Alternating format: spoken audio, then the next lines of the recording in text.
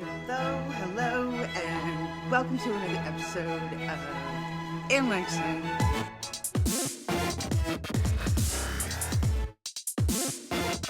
Check it out!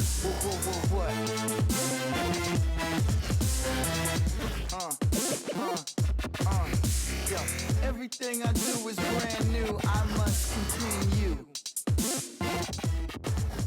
Yeah, everything I do is brand new, I must continue. And today we are going to JPL, Jet Propulsion Lab in Pasadena. Today they're having their open house, and my co-host, Ariane Von Kamp. This is Gigi. She's my comedic relief. So, let's go to Jet Propulsion Lab. This is where NASA builds all of the rocket engines that we use to go to space. Lead the way, Gigi. JPL grew up with the space age and helped bring it into being. It is a place where science, technology, and engineering intermix in unique ways to produce iconic, robotic space explorers sent to every corner of the solar system to peer deep into the Milky Way galaxy and beyond, and to keep a watchful eye on our home planet.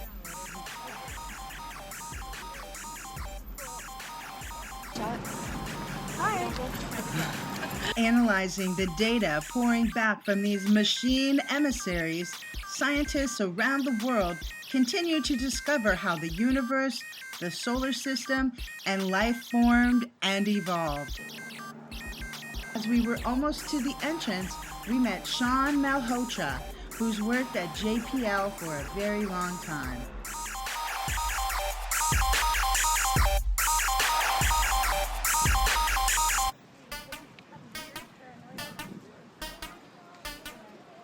JPL's beginnings can be traced to the mid-1930s when Jack Parsons, the father of rocketry, and a few other Caltech students and amateur rocket enthusiasts started tinkering with rockets.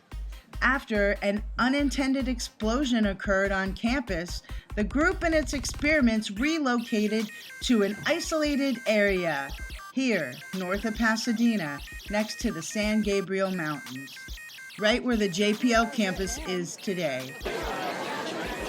Hey, look, it's the Mars rover. The Mars Science Laboratory Curiosity Rover launched from Cape Canaveral on November 26, 2011. The car-sized rover, as of February 3, 2016, has been on Mars for 1,242 sols, or 1,276 days since landing in Gale Crater.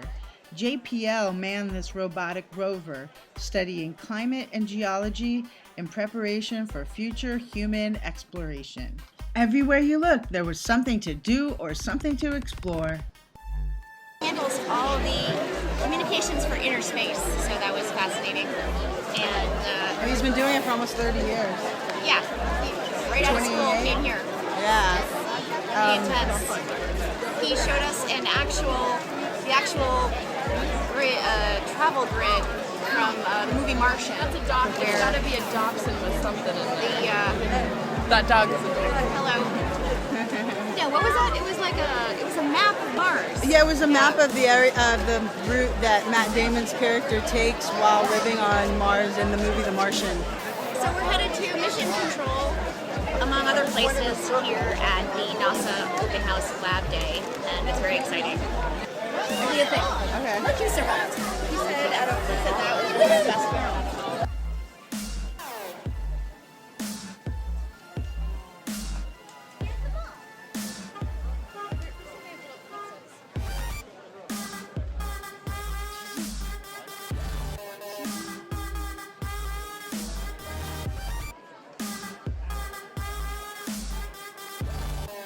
So we reached the area where they're talking about black holes and dark energy, mapping the universe.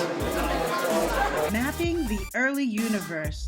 This ancient light, called the cosmic microwave background, was imprinted on the sky when the universe was only 370,000 years old. It shows tiny temperature fluctuations that correspond to regions of slightly different densities.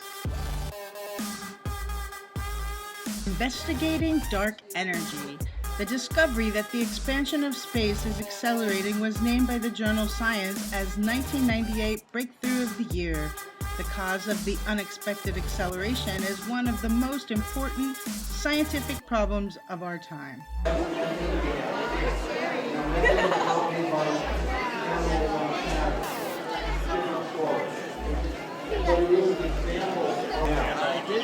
I will come, but for now, you have a better understanding at least of why this is hard and also I hope why it's so interesting. So, thank you for listening. Thank you for coming to JPL today. If you have any questions, I'm happy to take them.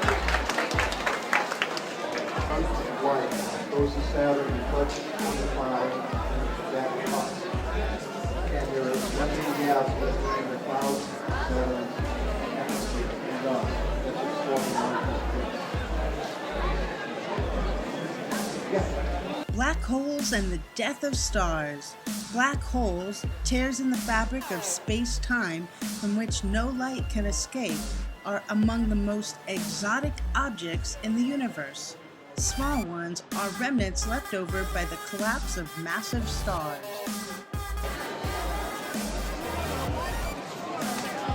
This is a listing of all the robotic space explorers across our solar system.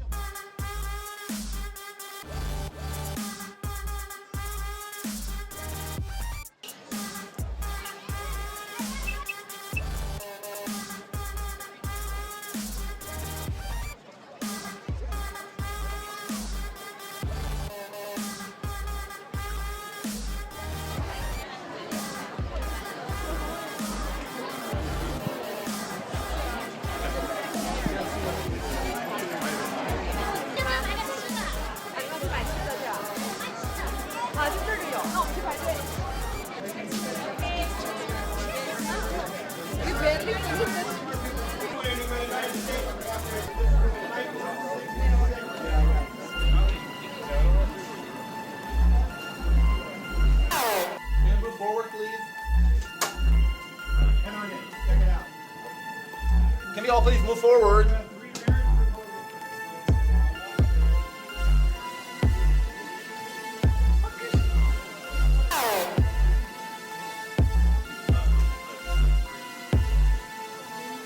Okay, everyone.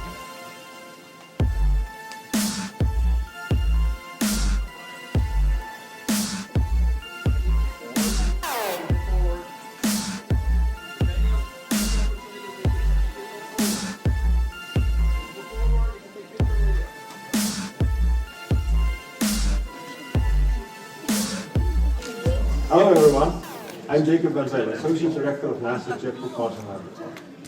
Why do we call this room the center of the universe? Take a look around. People in this room monitor the vast communication network that tracks spacecraft and receives data being beamed home every day through the antennas of the Deep Space Network. This is the way we have been monitoring and controlling spacecraft for more than 50 years. The DSN team is sitting in the first two rows, here.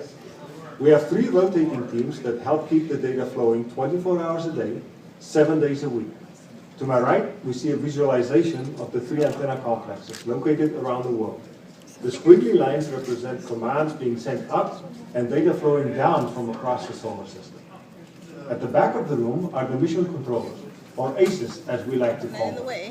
They command our 2 active rovers, Opportunity and Curiosity, and the Cassini spacecraft, which has been exploring Saturn and its moons for more than a decade. To my right, you may recognize our critical operations room as you watch the terrifying moments when the Curiosity Rover landed on the surface of Mars. In the next year, we'll gear up for more exciting moments, when the Juno spacecraft arrives and goes into orbit around Jupiter. Soon after, the NASA InSight mission will attempt to land on Mars to study its deep interior and provide us further data on the Martian environment. Finally, as you leave today, step inside our photo gallery and see space images from past and present missions. Before you go, Make sure to get a Center of the Universe sticker on your way out. Thanks again for stopping by.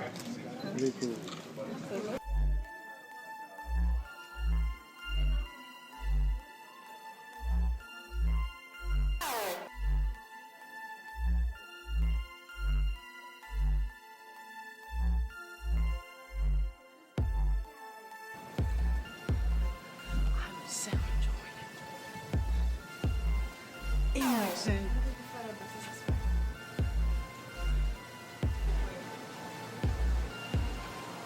You found the photo booth. Here's the photo booth. It's like a big. Okay, ready? Lift heavy. It's hard. It's heavy. Bring your teeth.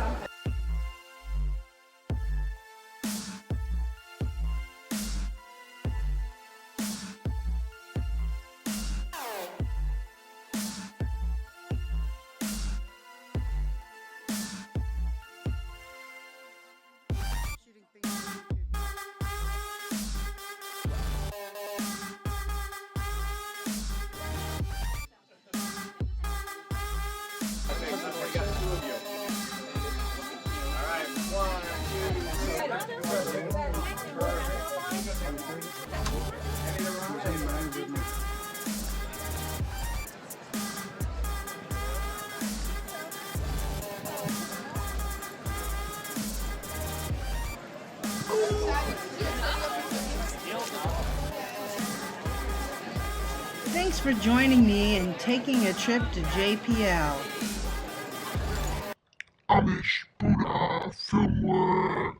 Next week, take a trip to the top of the mountain aboard the Palm Springs Tramway.